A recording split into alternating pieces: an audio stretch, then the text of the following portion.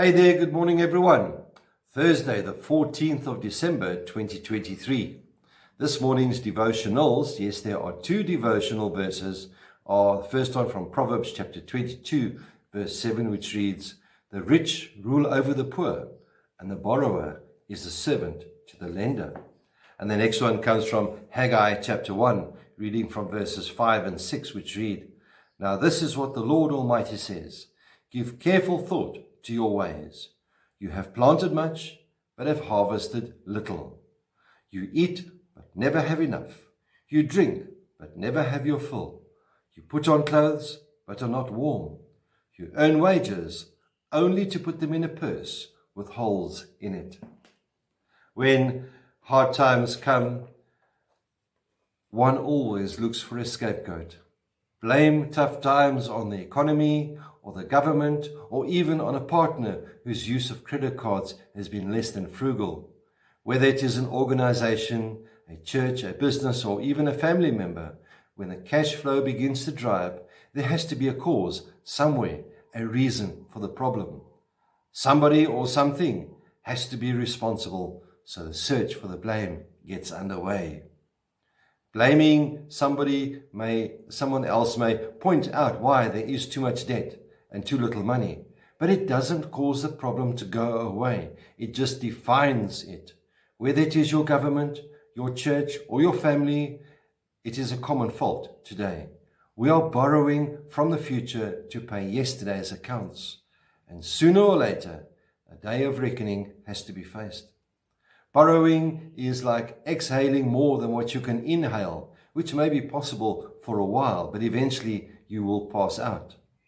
It is also bound to produce fatigue. Nature is not as forgiving as our economic system. A government may print more money and thereby weaken its currency and avoid facing the reality of debt, but you cannot escape the stark reality of debt in your family by doing the same thing. I wish we could. It'd be so much easier, wouldn't it? So we have two choices. Number one, bring your spending in line with your income, difficult, or increase your cash flow. Now, borrowing money is not the solution. Like a dream, it only sedates the conscience and postpones the moment of truth. Today, our economic problems are the result of three big mistakes. First mistake is thinking that borrowing more money is the solution to my problem. An economics professor who filed for bankruptcy was once interviewed on TV by a reporter, and he was asked how he could get himself into such financial trouble when he knew better. His reply, "It was my credit cards. I kept thinking I could catch up with them, but they caught up with me." Excessive debt is not only displeasing to the Lord, but it will ruin you financially. Mistake number two, thinking I have to have it now. Indulgence is dangerous and can destroy you. Learn to sift your wants from your needs and realize that God's promise of provision extends only to your needs, not to your wants or your wishes.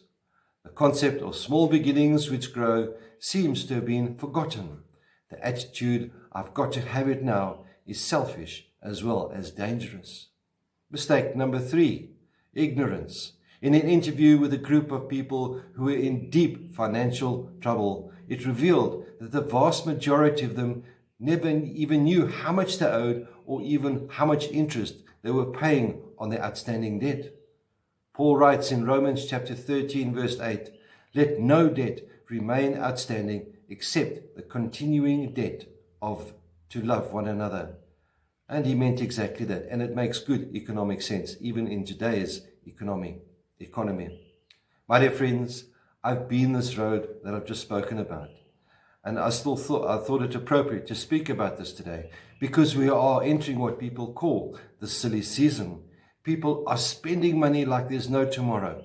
People are spending money in trying to keep up with the Joneses. Please be wise when you spend. Remember that every cent spent on unnecessary items is a cent less to spend on those essential items. May the Lord be with you. May he bless you. May he cause his face to shine upon you and be with you always. Goodbye.